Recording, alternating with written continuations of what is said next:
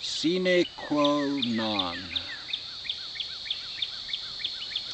Ever since we humans learned to communicate, even before we learned to speak, we've been telling each other stories. I'm certain they started out simple enough. This berry good. Smile, eat, lick your lips. This berry bad. Ugh. Was probably the second survival story ever heard. Pretty sure the first was something in the order of, you bite me one more time and you'll never, ever taste my milk again. Personally, I've seen that story being told more than once. This holds true even if you are one of the few who believe that this whole world is only 1,000 or something years old. Now, since we started communicating, the stories we've been telling have usually had a hero. More than likely, in the beginning, it was said hero telling the story. In fact, I've got a sneaky feeling that we invented words when the function of storyteller got passed off to the trusty sidekick who needed a way to add his own so necessary contributions to the successful culmination of the objective of the tale. Which brings me to the point of this story.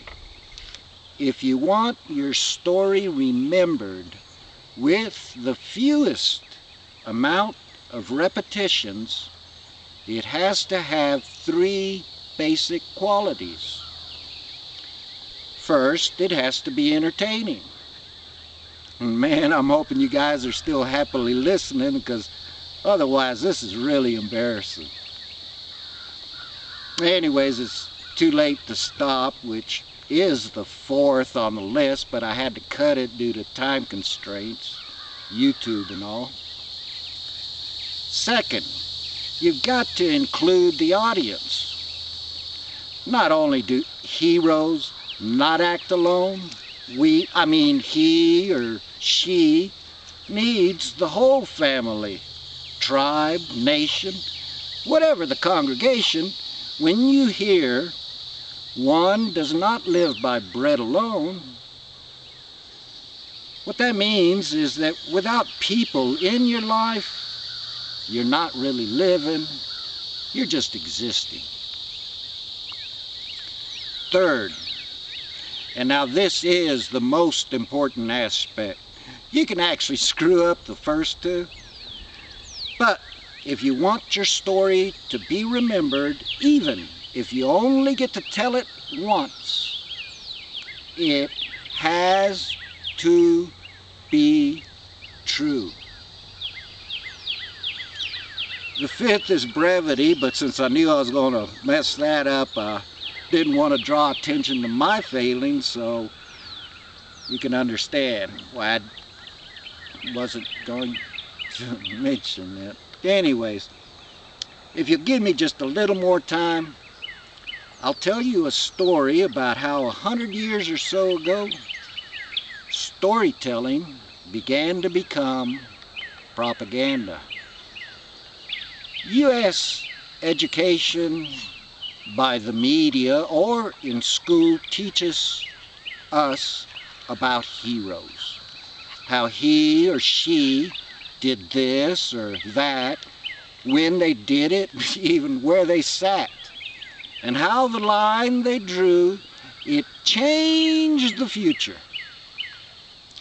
In their rapid telling, they might vapidly admit that there were other people near their side providing nurture.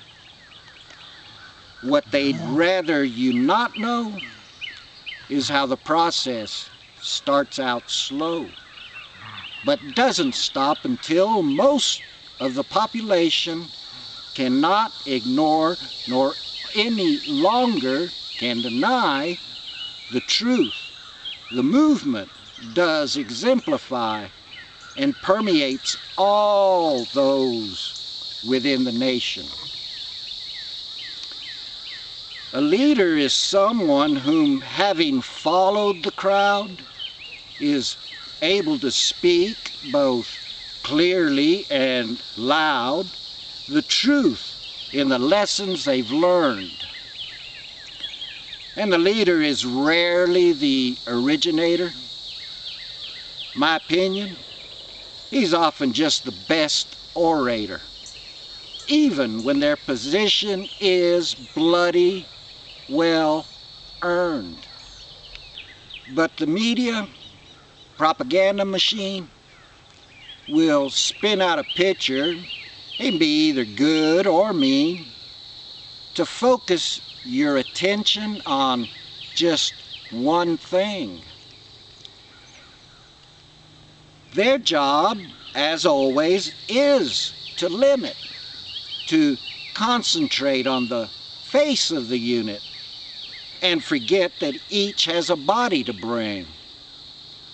Which is why something always sticks in your craw when they finally pass a statute or law. It's that they never address what lies underneath. They are incomplete remedies. Even the penalties are neither preventive nor have any real teeth,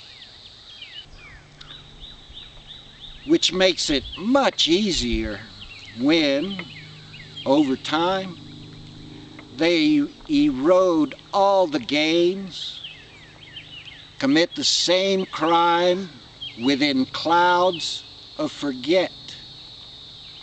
So over and over and over again, we fight the same battle.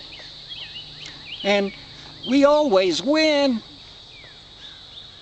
Pick a cause, pick a hero, you are picking regret.